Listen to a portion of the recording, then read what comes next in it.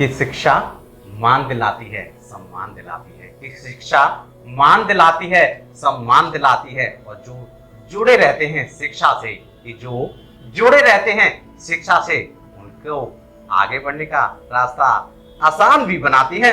नमस्कार दोस्तों, मैं हूं राजेश आर्य और आप देख रहे हैं बड़े चलो न्यूज का प्रेरक ज्योतिष ज्ञान प्रोग्राम। और आज हमारे साथ एक बार फिर से हमारे साथी, हमारे आचार्य, हमारे डॉक्टर एक बार यहाँ पर स्टूडियो में आपके लिए फिर से मौजूद हैं। और आज आपको ज्ञान देने वाले हैं एक ऐसे टॉपिक पर, ऐसी चर्चा पर जो हमारे विद्यार्थियों के लिए खास है। और ये टॉपिक लिया भी इसी वजह से गया है क्योंकि बहुत सारे स्टूडेंट, विद्यार्थी, बच्चों का प्रश्न आ रहा था कि सर हमें भी एस्ट्रोलॉजी से कुछ लाभ मिल सकता है। तो इसी टॉपिक पर चर्चा करने के लिए हम हमारे स्टूडियो में आचार्य डॉक्टर हेमंत जी का स्वागत करेंगे। थैंक यू सर, आप हमारे पास आए। आज आपको हमारे बच्चों की कुछ समस्याओं को दूर करना पड़ेगा क्योंकि बहुत सारे लोगों को समस्याएं दूर करके हमें तो बड़ी खुशी मिल रही है, शायद आपको भी मिल रही हो। सर आज हमारा जो टॉपिक है, हमारे विद्यार्थियों ने टॉपिक चूज किया है और टॉपिक ये है कि अभी कुछ बच्चों के एग्जाम चल रहे हैं। विद्यार्थियों के जीवन में एस्ट्रोलॉजी का सच में कोई महत्व है? उन्हें ध्यान देना चाहिए? उनके जीवन पर कितना फर्क डालेगा?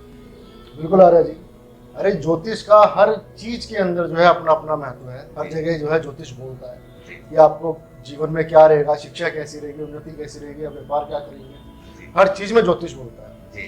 तो हम कुंडली के अंदर ये देखते हैं, आपका सबसे पहले आपका शरीर देखा जाता है कि आपका शरीर कहाँ पर है, आपका मन कहाँ पर है, आप स्थिर हो नहीं हो पढ़ाई के अंदर, वो चीजें देखी जाती हैं। आपकी बुद्धि कितना कारगर है ज्योतिष आपकी शिक्षा के लिए, वो चीजें देखी जाती हैं।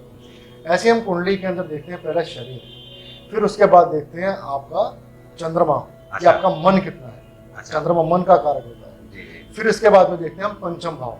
कुंडली का जो पंचम भाव होता है वो आपको बताता है कि आपकी शिक्षा कैसी रहेगी, आपकी बुद्धि कैसी रहेगी। फिर कुछ ग्रह इस तरह के होते हैं, जैसे बुध हो गया, बुध आपकी याददाश्त का कारक होता है, आपकी याददाश्त कितनी अच्छी रहेगी, नहीं रहेगी, कितने शार्प माइंड रहेंगे आप। फिर इसके अंदर ज्ञान का जिसे देवता बोला जाता है उसे बोलते हैं गुरु बृहस्पति।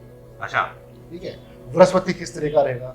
फिर हर कुंडली का एक अपना अलग नेचर होता है। हर कुंडली, जैसे मेष राशि है या मेष लगन है, मेष लगन का पंचम भाव जैसे हो गया वो शिक्षा का मालिक हो गया, तो उसके अंदर हम सूर्य को देखते हैं कि अगर सूर्य की कंडीशन जैसी होगी, पंचम भाव की कंडीशन जैसी होगी, इंसान की शिक्षा वैसी होगी। अगर मान लो वहाँ पर शुभ ग्रहों की दृष्टि है, गुरु की दृष्टि है, बुध की दृष्टि है, सूर्य की अपने ही घर में दृष्टि है, सूर्य पर बैठा हुआ है, तो इंसान को शिक्षा अच्छी मिलेगी। ठीक है, अगर वहीं पाप ग्रह बैठ जाए, जैसे राहु बैठ गया, केतु बैठ गया, शनि बैठ गया, तो शिक्षा में कहीं ना कहीं अड़चन आनी शुरू हो जाती है। जी जी सर, मेरे एक विद्यार्थी का प्रश्न है कि परीक्षा में सफल होने के लिए एस्ट्रोलॉजी के अकॉर्डिंग उनको क्या करना चाहिए? परीक्षा में सफल होने के लिए एस्ट्रोलॉजी के अकॉर्डिंग ये करना चाहिए आपको कि सबसे पहले तो आपको चंद्रमा मजबूत करना चाहिए, आपका मन, जी जी, आपका लगन जो है उसको मजबूत करना चाहिए। फिर पंचम भाव को मजबूत करना चाहिए। पंचम भाव आपकी जो भी कुंडली है, जो भी आपका लगन बनता है, उसका जो कारक बनता है, उस ग्रह को मजबूत करना चाहिए, जिसके बाद में आपकी शिक्षा का, आपकी बुद्धि का विकास होना शुरू होगा, आपको हर चीज के अंदर सफलता मिलनी शुरू होगी। सर क्या ज्योतिष के अनुसार कुछ ऐसे उपाय हैं जिन्हें विद्यार्थी करें, उन्हें ज्यादा समय नहीं देना पड़े, मेहनत नहीं करनी पड़े और उनकी शिक्षा में कुछ सुधार हो जाए? बिल्कुल, जैसा मैंने बताया आपको कि भाई लगन आपका शरीर होता है। जीवन में तीन चीजें बड़ी मायने रखती हैं, आपका शरीर, आपका मन और आपकी बुद्धि।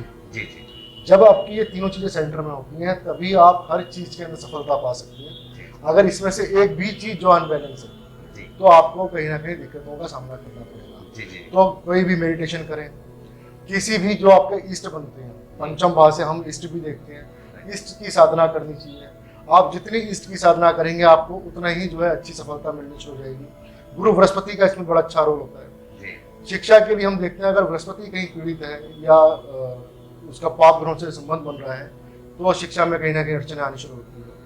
अगर हम इसमें देखते हैं पंचम भाव के अंदर पाप ग्रह बैठे हैं, जैसे राहु बैठे हैं, तो आप पढ़ने तो बैठ रहे हैं लेकिन साथ में आपकी बुद्धि भ्रमित हो रही है। चंद्रमा आपका मन का कारक है, अगर अपनी आप माँ का अपमान करते हैं तो आपकी बुद्धि जो है कभी भी स्थिर नहीं रह पाएगी, मन भटकता रहेगा, डावाडोल रहेगा। इसलिए माँ की सेवा करें, माँ का आशीर्वाद लें, पिता का आशीर्वाद लें, पंचम भाव से संबंधित जो भी आपका इष्ट बनता है आप उसकी आराधना करें, उसकी सेवा करें, इससे भी आपको रिजल्ट मिलना शुरू होगा। माँ सरस्वती का बड़ा अच्छा रोल है इस चीज़ के अंदर। माँ सरस्वती के आशीर्वाद से बहुत कुछ जो है अच्छा हो जाता है।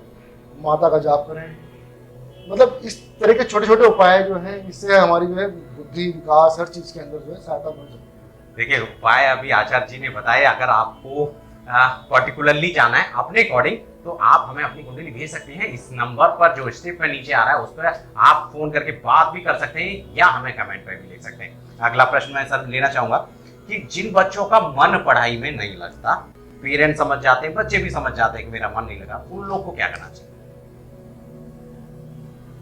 जैसे गाय, गाय के अंदर बहुत ज़्यादा ऑक्सीजन होता है, पॉजिटिविटी होती है।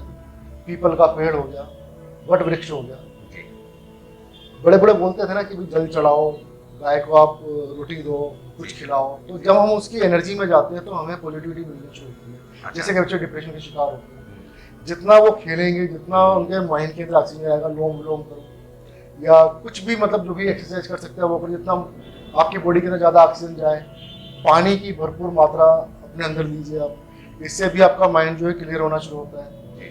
तो चंद्रमा बहुत मायने रखता है आपकी कुंडली के अंदर। अगर मन की स्थिति ठीक नहीं है तो कहीं ना कहीं आपकी स्थिति ठीक नहीं है। तो मन को ठीक करो, माता का आशीर्वाद लो, माता के हाथ से पानी पियो, माता के हाथ से खाना खाओ, माता को प्यार करो, माता की इज्जत करो, तो आपका मन अच्छा होना शुरू हो जाएगा। तो मन की भटकन खत्म होनी शुरू हो जाएगी।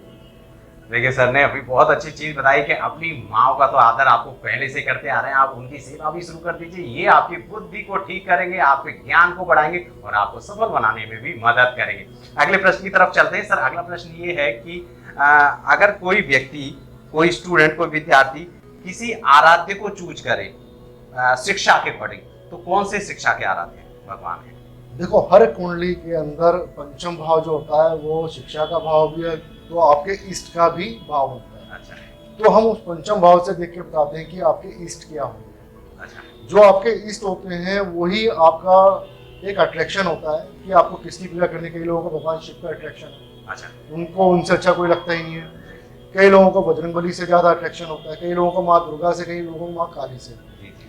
तो वही देखा जाता है कुंडली के अंदर कौन सा भाव, कौन सा पंचम भाव बन रहा है आपका, और किस भाव से आपको क्या इष्ट साधना करनी चाहिए। सर जैसे आपने कुंडली की बात कही, एक चीज तो हमें कुंडली देख के ये पता लगेगी कि आपके ईस्ट कौन है। अगर आपको आपके ईस्ट पता लग जाते हैं तो आप उनके अकॉर्डिंग साधना करिए, आपको ज्यादा फायदा मिलने वाला है। सर दूसरी चीज मैं करना चाहूंगा कि क्या किसी की कुंडली देख के ये पता लगा जा सकता है कि ये जीवन में कितना पढ़ेगा, कितनी एजुकेशन इसकी होगी? हाँ बिल्कुल, कई लोग ऐसे होते हैं जिनका पंचम भाव बहुत ज़्यादा मजबूत होता है और साथ में बृहस्पति भी अच्छा होता है, चंद्रमा भी अच्छा होता है, तो उनकी शिक्षा कभी रुकती ही नहीं। जैसे पंचम भाव का संबंध जो है लगन से बन जाए या लग्नेश का संबंध पंचम भाव से बन जाए और ये दोनों शुद्ध हों और शुभ ग्रहों के साथ में इनका तालमेल हो, तो ऐसे लोगों की शिक्षा कभी रुकती ही नहीं है और आगे बढ़ती ही जाती है। और इनकी दिलचस्पी हमेशा बुक पढ़ने में या किसी चीज़ को पढ़ने में या कोई कोर्स करने के अंदर लगी रहती है।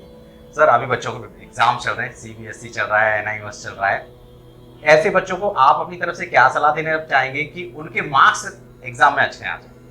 देखो, अब बच्चों ने कितनी तैयारी कर ली उसके लिए तो कुछ नहीं कह सकते, लेकिन हाँ ये कर सकते हैं कि जिन्होंने अभी कुछ भी पढ़ाई करनी है, कुछ भी याद करना है, इसके लिए आप अपनी माता की सेवा करिए, माँ सरस्वती का जाप करिए और जितना भी आप ऑक्सीजन अच्छी भरपूर मात्रा अपने शरीर में ले सकते हैं, छोड़ सकते हैं, आपके मन को जो है शांति मिलनी शुरू होगी।